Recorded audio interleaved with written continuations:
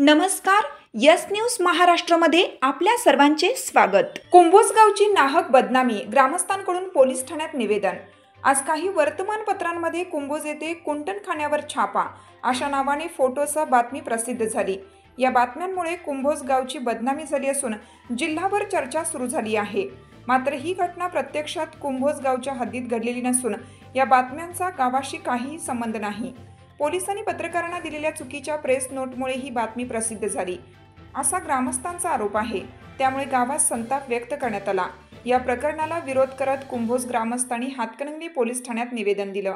यावेळी ग्रामपंचायतीचे उपसरपंच अप्पासाहेब पाटील, सदानंद महापुरे, सचिन भानुसे, पत्रकार सचिन लोंढे, पत्रकार शकील सुतार, वसंत कांदेकर, छत्रपती राजाराम कारखाना संचालक अमित साजनकर, पत्रकार विनोद शिंगे, योहान घाडगे, सागर सुवासे, सुरेश भगत, विनायक पोद्दार, विश्वजित माने व इतर गावकरी उपस्थित होते। यावेळी पोलीस निरीक्षक शरद मेमाणी यांनी सांगितलं की सदर तपास रात्री झाला असल्याने पोलिसांना मिळालेल्या माहितीच्या आधारेच प्रेस नोट देण्यात आली। संबंधित भागाची सीमा स्पष्ट नसल्यामुळे गावचे नाव चुकून नमूद झाला असावे, तसेच त्या ठिकाणी कोणताही कुंटणखाना चालत नाही असा स्पष्ट खुलासा त्यांनी केला। यस न्यूज महाराष्ट्रासाठी सचिन लोंढे, कोल्हापूर जिल्हा न्यूज प्रतिनिधी। गावच्या हातीमधलं रिसॉर्ट आहे, तर ते त्यावेळेच्या पंचनाम्याच्या प्रमाणे केलेलं असेल।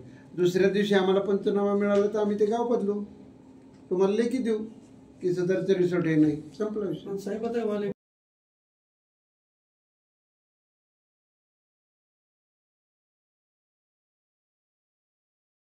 तुमची साथ आमची।